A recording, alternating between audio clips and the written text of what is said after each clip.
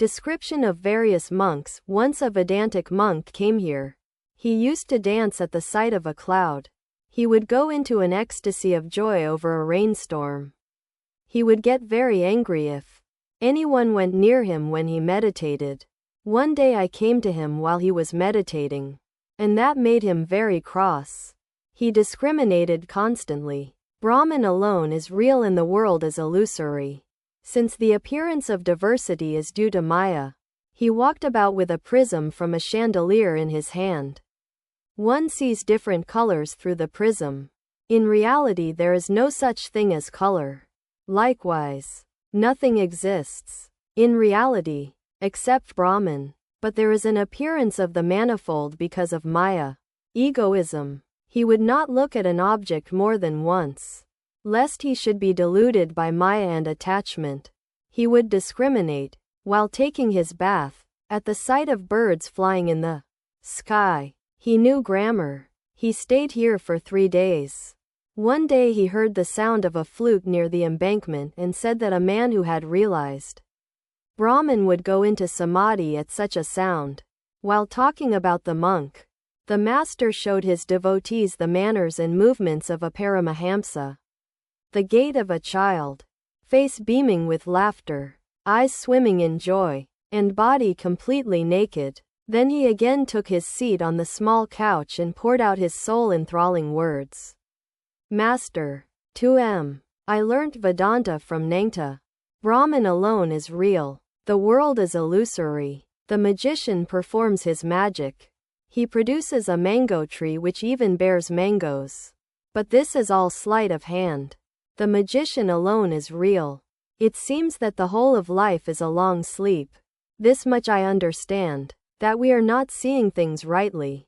We perceive the world with a mind by which we cannot comprehend even the nature of the sky. So how can our perceptions be correct? Master, there is another way of looking at it. We do not see the sky rightly.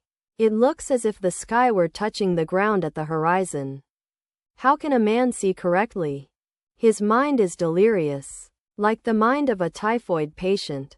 The master sang in his sweet voice. What a delirious fever is this that I suffer from. O Mother, thy grace is my only cure.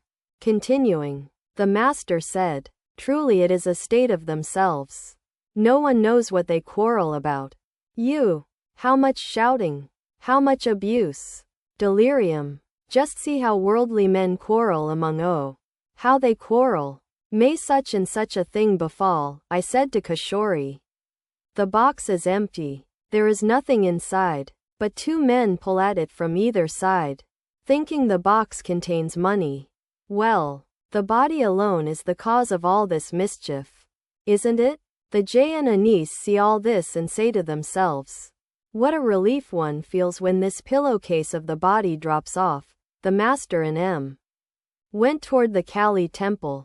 Master, why should you say such things? This world may be a framework of illusion, but it is also said that it is a mansion of mirth. Let the body remain. One can also turn this world into a mansion of mirth.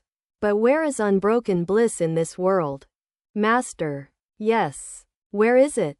Sri Ramakrishna stood in front of the shrine of Kali and prostrated himself before the divine Mother. M. followed him. Then the master sat on the lower floor in front of the shrine room, facing the blissful image, and leaned against a pillar of the Nat Mandir.